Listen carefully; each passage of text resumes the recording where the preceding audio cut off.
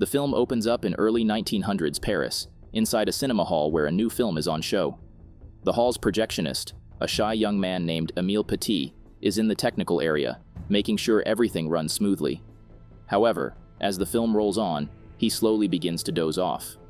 On the big screen, a collection of black and white scenes capture the situation of Paris, which is going through unprecedented floods, which will later be known as the Great Floods of 1910. The news reports that due to continuous rainfall, the River Seine has breached all safety barriers. Water has risen 20 feet above the normal levels in the city. People in many places, including the visitors of the Eiffel Tower, are knee-deep into water. While most people commute through homemade boats or wooden bridges, only the people in Montmartre Hill have some dry place to go. The scene then abruptly shifts to Emile, who is filming his crush, a gorgeous lady named Maud. They are casually walking through the local zoo, chatting about their newfound love. Maud is slightly unhappy that it took Emile 2 years to profess his love towards her. She regrets that they could have spent this time together.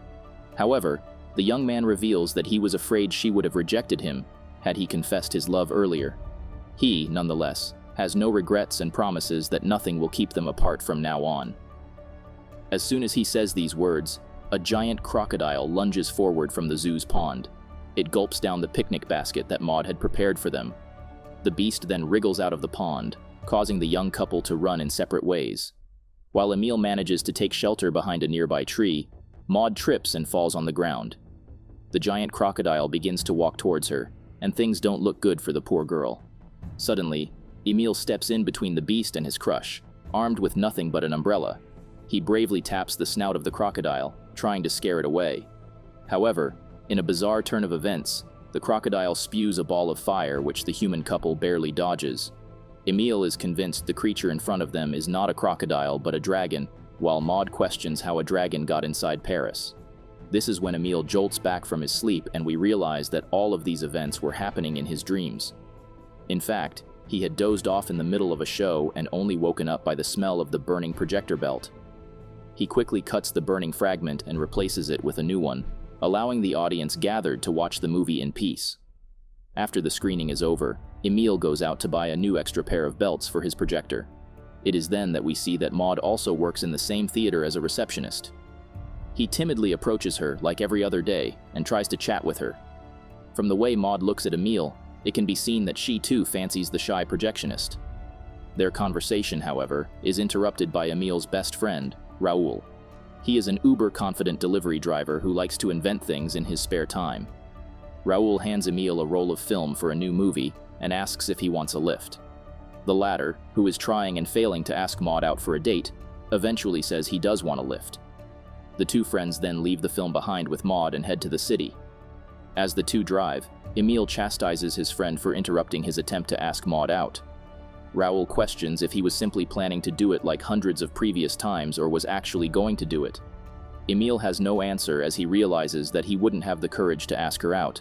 Nonetheless, the boisterous Raoul suggests a better way to convey his feelings, by writing a love letter. Following this, the two friends drive around the city where Raoul collects various items that he needs to deliver. It is obvious that he is a carefree individual whose reckless driving is infamous all over Paris. He soon drops Emile at a local camera repair shop and heads nearby to run errands. Emile, who had come to buy an extra projector belt, sees a state-of-the-art camera placed in the store. He immediately drops everything he is doing and starts ogling it. When he comes out of the store, we see that Emile has bought the camera as he starts recording the streets of Paris. However, their outing takes an unexpected turn when a brazen thief swiftly snatches Emile's coveted camera. Providentially, the thief's escape is thwarted as he collides with Raoul's car door, which gracefully swings open. Seizing the opportunity, Raoul extends an invitation to Emile, suggesting they deliver a package to its intended recipient. After a while, they arrive at an ancient edifice once inhabited by a renowned professor. To their surprise, the premises appear deserted, save for a mischievous monkey named Charles, who dutifully served as the professor's assistant. The professor had left a message instructing visitors to leave their orders outside as he was away on a journey. However, disregarding the professor's directive, Raoul defies conventional wisdom and ventures inside. The interior reveals a mesmerizing botanical garden, capturing Emile's imagination. Armed with his new camera, Emile eagerly documents the enchanting sights that unfold before him. Within the confines of the professor's dwelling, they discover a hidden laboratory replete with intriguing formulas and concoctions. Seizing the opportunity, Raoul, with his audacious spirit, suggests they experiment with the formulas. They test various potions, including one that promised mellifluous melodies and another that claimed to enhance plant growth exponentially. Enthralled by the possibilities, Raoul decides to apply the super fertilizer on a majestic sunflower. Initially, their excitement soars as the sunflower grows at an astonishing rate. However, their joy is short-lived as the colossal sunflower begins to sway precariously. Frantically, Raoul struggles to prevent its collapse, but inadvertently spills and mixes some of the potent formulas. When wisps of smoke envelop the room, Emile's gaze fixates on an eerie and chilling presence. However, before he can grasp its true nature, the mysterious figure vanishes into thin air. Puzzled and shaken, Emile turns to Raoul, seeking solace and understanding. Yet, to his surprise, Raoul adamantly denies seeing anything out of the ordinary, dismissing Emile's concerns. Reluctantly, they depart from the unsettling place, leaving behind unanswered questions that linger in the air. Their path leads them to encounter a captivating figure, Lucille, a club singer renowned for her mesmerizing voice. Lucille, a stunning woman with a voice that could move hearts, happens to be Raoul's childhood companion. That evening, as the enchanting notes of Lucille's song fill the air, everyone in the vicinity finds themselves in awe of her talent. Lucille resides with her aunt, who also happens to be the proprietor of the club where she performs. In a quiet corner of the city, a couple strolls leisurely through a narrow alleyway, relishing in the intimacy of their evening walk. Suddenly, their serenity shatters as a ghastly figure materializes before them, sending shockwaves of fear through their beings. Overwhelmed by terror, they can hardly believe their eyes. The following day, the husband valiantly reports the encounter to the local police, hoping for answers and reassurance. Sadly, like many similar cases, his plea falls on deaf ears as the authorities disregard his account. This is when Maynot enters, the formidable police chief of Paris, known for his ostentatious pride and unwavering arrogance. News of the eerie figure eventually reaches his ears, arousing both his curiosity and political ambitions. Recognizing the opportunity to garner attention and sway public opinion in his favor for the upcoming mayoral election, Maynot promptly orders his trusted assistant to delve into the matter. He sees this investigation as a chance to showcase his leadership and further his aspirations for power. Meanwhile, the police embark on a meticulous examination of the professor's laboratory, hoping to unearth clues that could shed light on the perplexing occurrences. During their search, they stumble upon a stray piece of film inadvertently dropped by Emile during his earlier visit. In a different location, Emile, unaware of the unfolding events, decides to review the video footage he had captured within the laboratory. To his astonishment, he discovers a glimpse of the monstrous being recorded amidst their experiments. Raoul, appearing suddenly, shares in Emile's astonishment as they both come to a chilling realization. They had unknowingly unleashed a terrifying creature upon the world. In the midst of their revelation, the police arrive on the scene, seizing the opportunity to apprehend Emile and Raoul. Lucille's aunt and her ceaseless attempts at matchmaking continuously seek to unite Lucille with the police chief, Maynot. However, Lucille shows no interest in Maynot, recognizing him as an individual consumed by arrogance and self-importance. In a rather peculiar circumstance, Russell finds herself having lunch with Maynot. Much to her chagrin, her aunt's insistence had coerced her into this uncomfortable encounter. As they engage in conversation, delving into topics of little interest or connection, an interruption abruptly shatters the monotony. Maynot's diligent assistant hastens to his side, bearing news of 3 apprehended suspects tied to the enigmatic monster. Astonishingly, the assistant also disclosed the startling truth. The monstrous entity was in fact a product of Charles the Monkey's flea, inadvertently subjected to a potent magnifying potion. Raoul, consumed by anxiety at the prospect of imprisonment, trembles at the uncertain fate that lay before him. However, much to their surprise, Maynot harbors no intention of incarcerating the 2 individuals. Instead, he presents them with an unexpected honor, a prestigious award medal.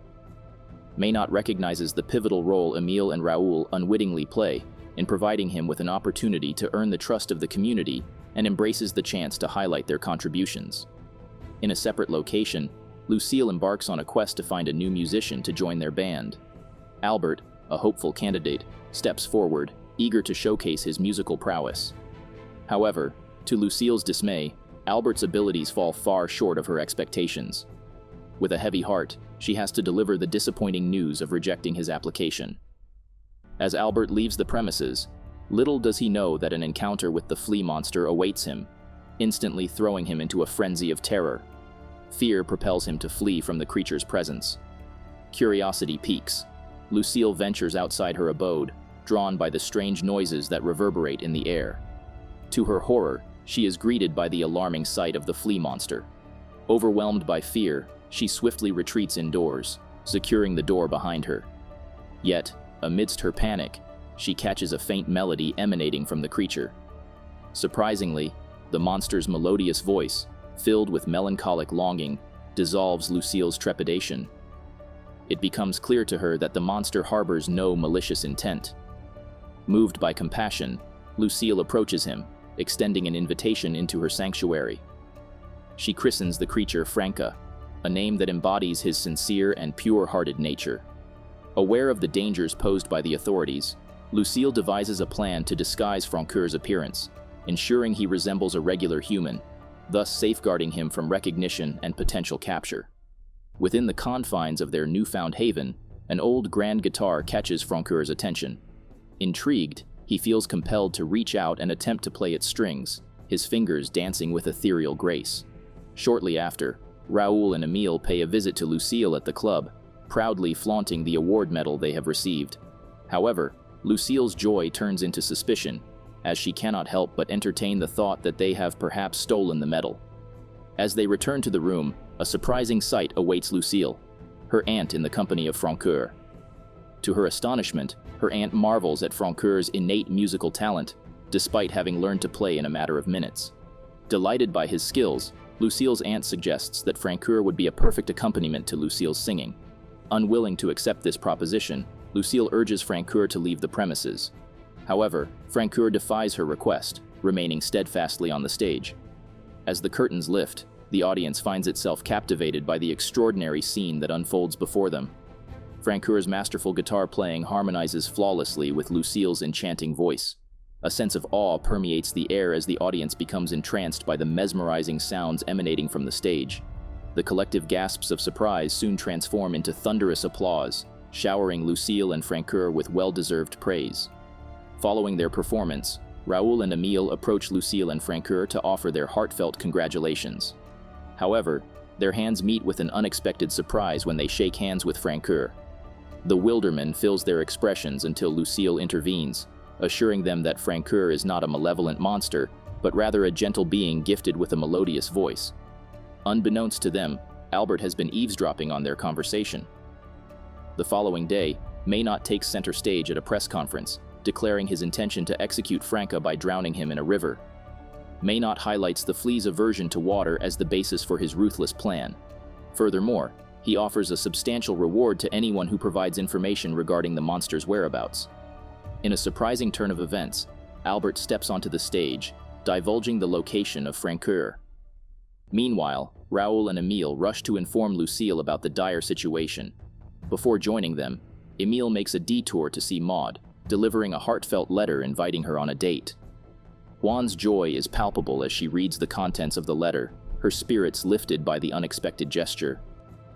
Upon arriving at Lucille's home, they find themselves met by a group of policemen. Maynot, determined to apprehend Francoeur, forcefully conducts a thorough search of the premises despite Lucille's vehement objections and attempts to block their entry. Luck is on their side as Francoeur remains hidden from their prying eyes. Maynot reluctantly offers an apology for the intrusion, while Albert faces arrest under allegations of providing false information. With Maynot's departure, the trio cautiously emerges from their hiding place, contemplating the daunting task of saving Francoeur. They realize that the only hope lies in restoring Franca to his original form, a task only the professor can accomplish. However, Lucille reveals her cunning plan, suggesting an alternative path towards Franca's salvation. The following day, Maynot commences his campaign in the bustling city. Raoul and Emile are present at the event, while Maynot extends an invitation to Lucille to perform on stage. Seizing this opportunity, Emile initiates their carefully crafted plan by offering Maynot a potion, claiming it is an antidote to the flea monster. Maynot, eager to save face and prove himself a hero, readily believes Emile's words and administers the potion to Francoeur. Suddenly, Raoul's voice pierces through the crowd, alerting everyone to the presence of the monster. Panic erupts, spreading like wildfire in the midst of the chaos. Francoeur bounds onto the stage, captivating the attention of the startled onlookers. Reacting swiftly, Maynot holds the potion given to him by Emile towards Franca. In an instant, Francoeur vanishes from the stage, leaving the audience bewildered. Raoul, quick-witted as ever, addresses the crowd, revealing that Franca has transformed back into a flea, encouraging them to applaud Maynot as their hero. However, Maynot's assistant, sensing something amiss, becomes suspicious upon discovering a secret chamber hidden beneath the stage. As the chamber door swings open, their worst fears are confirmed. Francoeur has sought refuge within. Swiftly, Francoeur makes his escape with Maynot relentlessly pursuing him, firing shots in a fit of rage. Lucille and the others immediately join the pursuit, determined to protect Francoeur. Maynot, filled with fury, gives chase in a hot air balloon, intensifying the race against time. In a dramatic turn of events, Maynot successfully intercepts their car, captures them, and leads them to the Seine River, intending to submerge them underwater. Miraculously, they manage to survive by finding refuge on a boat that allows their car to float. In the meantime, Francoeur makes a daring escape, seeking sanctuary within the grandeur of the Eiffel Tower. Lucille and her companions pursue him relentlessly, the stakes escalating with every passing moment. Meanwhile, Maud eagerly awaits the arrival of her beloved at the Eiffel Tower. To her astonishment, she encounters Francoeur in that very spot. Later, Lucille and the others reach the iconic landmark where Emile finally has the chance to meet the woman who has captured his heart. Together, they approach Francoeur, who appears weakened and diminished as the effects of the formula wear off. Shortly after, Maynot manages to corner them, determined to carry out his heinous plan to kill Francoeur. Lucille, driven by her compassion, bravely steps in to protect Francoeur, but Maynot callously pushes her, endangering her life. Raoul attempts to intervene, but in a tragic turn of events, both he and Lucille find themselves hanging precariously, their lives hanging in the balance. In a desperate moment, Raoul recalls the sunflower seeds he has taken from the laboratory earlier. He drops the seeds into the river, giving rise to a towering sunflower that miraculously saves them from their perilous predicament. Despite their survival, it is too late. Gunshots echo in the distance, accompanied by Maynot's triumphant laughter, claiming he has succeeded in killing Francoeur. Lucille and her companions are overcome with grief. However, Maynot's jubilation is short-lived as his assistant arrives on the scene, not to aid him, but to arrest him. The assistant has received a direct order from the minister, charging Maynot with the chaos he has unleashed upon the city and the murder of Francoeur. In the aftermath, Lucille continues to grapple with her sorrow. Raoul, ever the supportive friend, attempts to console her, urging her to find solace in her music once more. Slowly, Lucille gathers her strength and ascends the stage. Suddenly, an unexpected occurrence unfolds. The sound of Francoeur's voice reaches her ears. To her delight, she discovers that Francoeur is alive, albeit transformed into a small form. Excitement surges through Lucille once more. Together they sing, uplifting the spirits of all who listen. Afterward, they seek the professor's assistance to restore Francoeur to his original size once more.